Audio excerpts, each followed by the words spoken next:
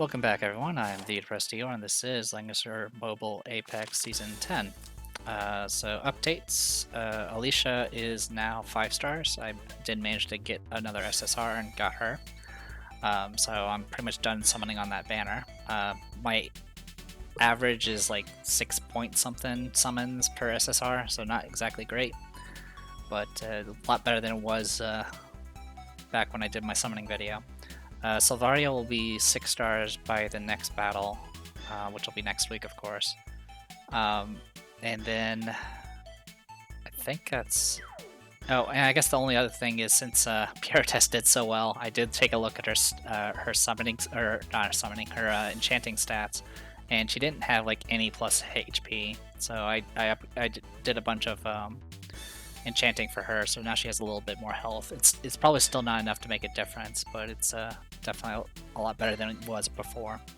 And then as always, the end of the last video, I did swap out Luna for Narm, and we'll see how that goes.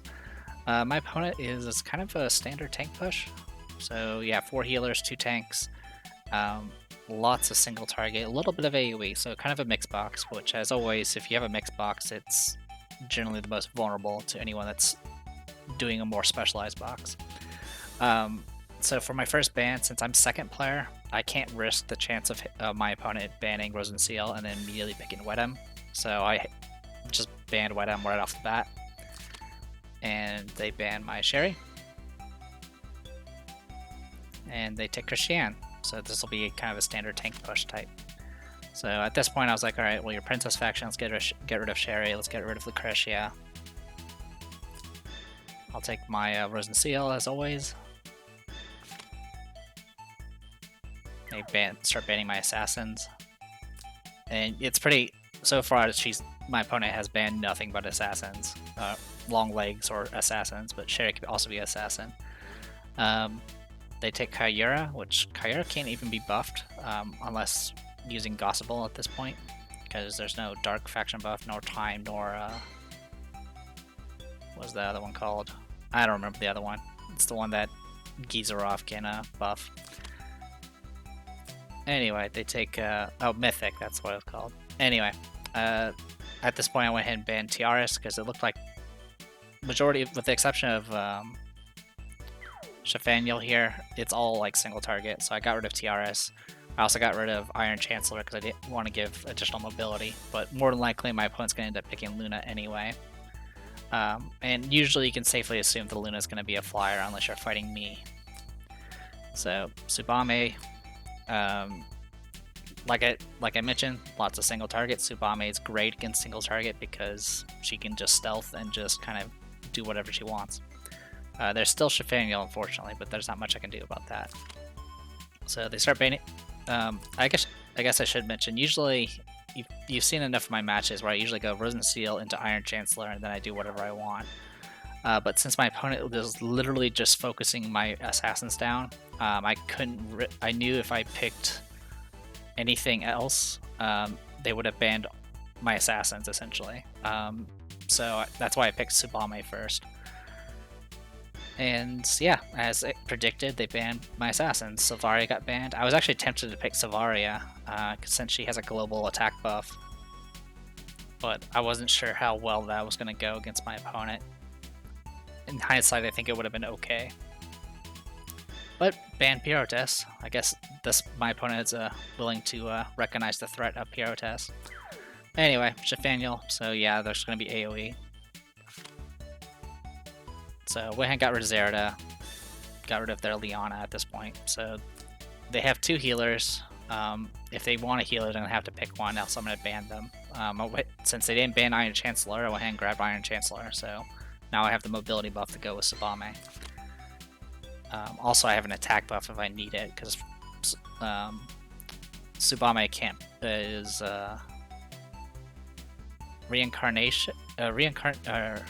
Tensei, sorry, is Tensei, and I don't actually remember what other faction she is, but she's not Empire, that's all I know. Anyway, my opponent gets rid of my long legs, and takes, what's that, Epsilon? And since they take Epsilon, I was like, alright, fine, you have no healers. the only passive healing they can get technically is from Kaira there. And so at this point I was like, alright, ban their healers, I take my Lucretia, they ban, looks like my mobility, essentially, leaving me with a tank and a healer. So yeah, I have a pretty much an almost entirely Tensei faction box formation here. The only one that's not Tensei is Iron Chancellor, who can be buffed by Rosenseal instead. So leaving me with not only a tank, but one that's a faction buffer and can pretty much negate all these assassinations is not the best decision. But they end up taking Luna, which obviously gives them a little bit more mobility, but I wasn't too worried about it. It does hurt a little bit, because obviously Luna with Christiane is actually a lot of magic negation, but I'm not too worried about it since I have Tsubame. Alright, so my opponent is... We got Shafania with Shrine Maidens, so all about the AoEs, reinforcements. Kaira went Sorceresses with Gospel and Star Slash. Their Luna went full offense with 3C, Wind Pressure, and Raging Thunder. Their Christiane is faction buffing with her Floral Realm and Flower Formation. So yeah. And then Epsilon is standard kit with faction buff with giant zombies. And then Lucretia, I was kind of tempted to bring it. I was kind of torn between whether or not I wanted to bring a faction buff or an attack buff. In hindsight, I think what I should have done is replace Dark Reaper with an AoE spell, like Heaven Sanction or something, just so I can counteract Epsilon. I was tempted to bring Frost Breath, just in case Epsilon did get an assassination off or gets close, so I can just peck him for a little bit of damage just so he breaks his stealth. But what I end up deciding to do is just standard kit Lucretia, and then full offense Iron Blood Commander. Hilda brought Crystal Molders. It wasn't... Honestly, it's a mix of magic and non-magic, so it wasn't really a big deal. So, faction buff for 3C. Tsubame is using Faceless, Killing Machine with Quick Step. Rosenseal brought Shrine Maidens and brought her faction buff, and then the rest of her just some AoE heals. So, big thing here is, well, first, my opponent was spamming essentially emotes this entire time. Either was hoping I would give up, because he did yell retreat a bunch of times, but he also said let's be friends, so definitely a friendly individual. But I think he was probably hoping I would just give up, because I don't think he was very confident in his chances. So yeah, moved in with faction buff. So the big thing here is the Shafaniel. With the tank, she can definitely do quite a bit of damage. If she happens to have her exclusive helmet, her range is with Divine Judgment is pretty extreme. But for right now, I stayed as far back as possible. Yeah, because you can see the range here. Kaira can shoot up to here, even without Luna's help. And then, of course, Epsilon will faction buff and then get extra mobility and range. So at this point, I kind of stayed far back and just get my formation up. I essentially used Iron Chancellor as bait. She's reasonably tanky. I say, even though she didn't really take hits too well last time, but as long as she doesn't get yeah, I mean, if you look here, the mercenaries get bonus defense and magic defense. There's a bunch of infantry training that can also reduce damage, so it's quite possible. It's quite possible I might be able to survive a hit from an assassin at this point, especially with Hilda. Hilda can, of course, negate the crit. So, pretty much used her for bait and then kind of just spread out a little bit, because I knew Wind God Realm was coming.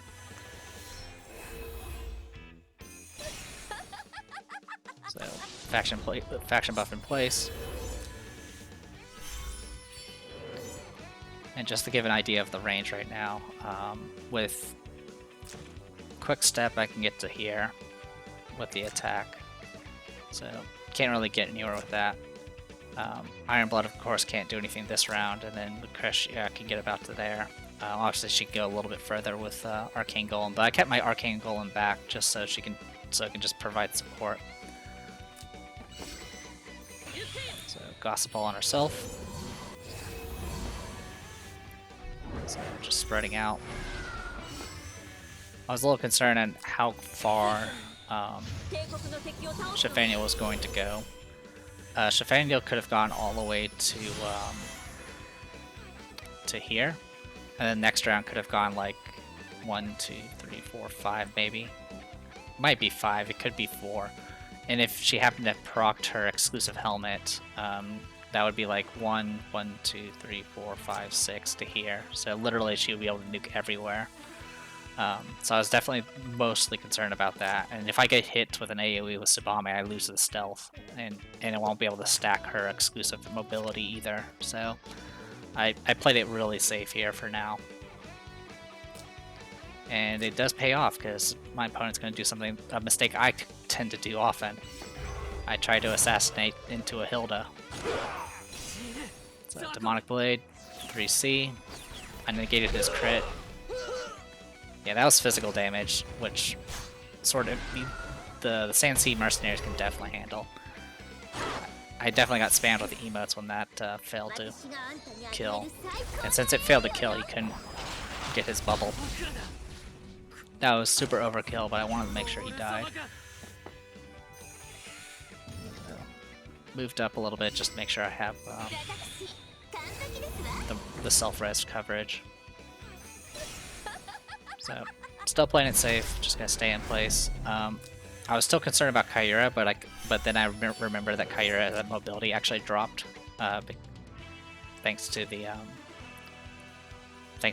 no longer having 5 units. So at this point, I was actually safe for a round, even if my opponent happened to have the extended range staff, she could only go to there. Alright, so there it is, Glory of Conet. So this Shafaniel does have the exclusive helmet, and she has Breeze apparently. So with Breeze, she can go to here, and then 1, 2, 3, 4, 5, 6. So yeah, insane range. It's ridiculous. So for now, I just fall back.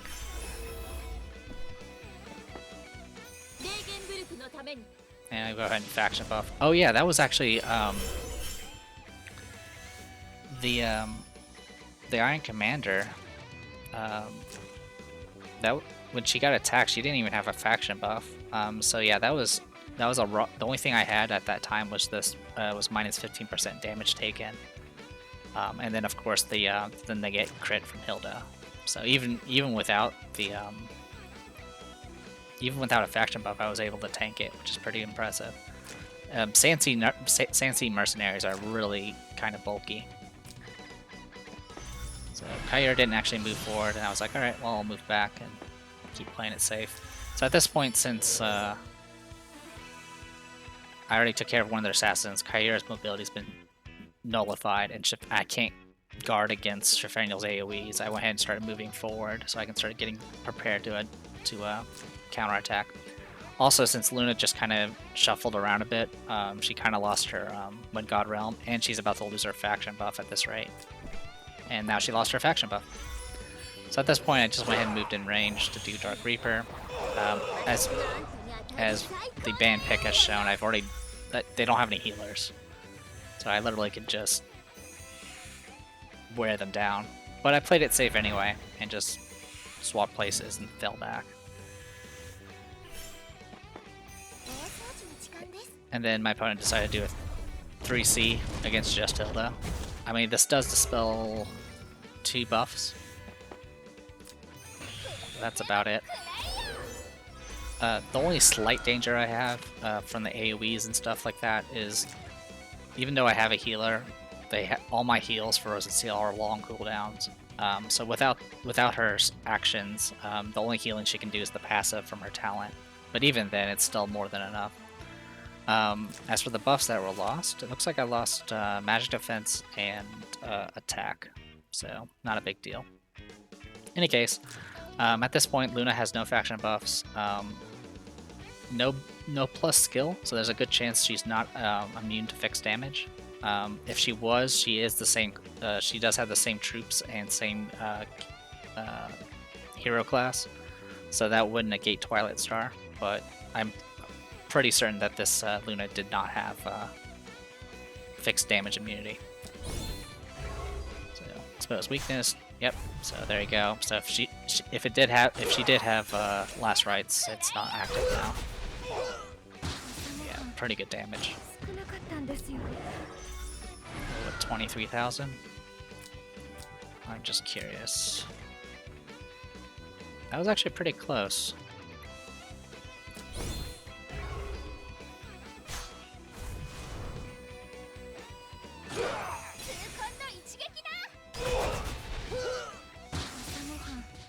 Oh, actually, it wasn't close. It didn't show the rest of the damage because she was dead before the rest of the throwing knives actually reached. Okay. In any case, since I did a 3C and I'm far enough away, I can just re-stealth. I could possibly be in range of Kyura, but that's about it. So, Kyura gets a breeze. Her Gospel buff is worn off. And then at this point, Commander's Ferocity. I didn't even bother 3C'ing.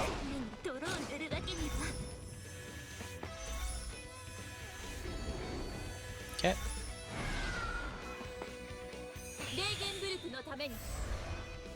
Went ahead and just healed up the full at this point.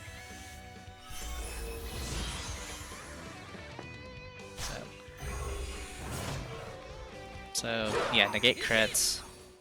I did have the Empire faction buff, so I negated whatever little buff she had left. And just couldn't do enough damage, even with 3C.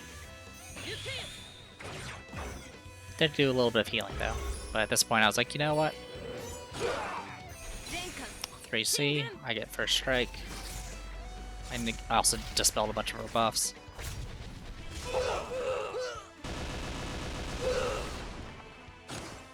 Not quite a kill, but more than enough. So demolish, take some damage. I'm gonna lose a buff, and then at this point I was like, well, I have first strike, so she only has 821 HP, so just finish her off. And at this point, my opponent gives up. So yeah, there have definitely been many matches where I would just rush forward with an assassin and attack into a Hilda and get my crit negated and then fall just short of a kill. In this case, it wasn't even just short of a kill. There was no chance. They just could not do enough damage.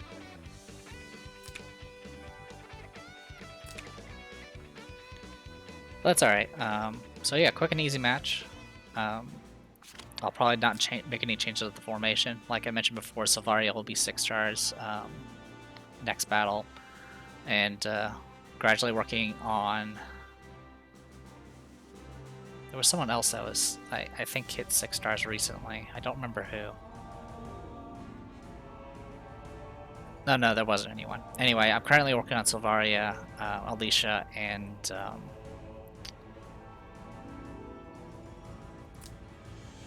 Saints as far as shards are concerned. Lisa is 4 stars now. I just used my generic SR shards to get her to 4 stars. I'm just going to devote the SR shards to her until she hits 6 stars or another SR comes out. In any case, yeah, not much else to say, so I'm going to go ahead and call it here. I'm the Depressed Dealer. This was Langrisser Mobile Apex Season 10. I'll see you guys later.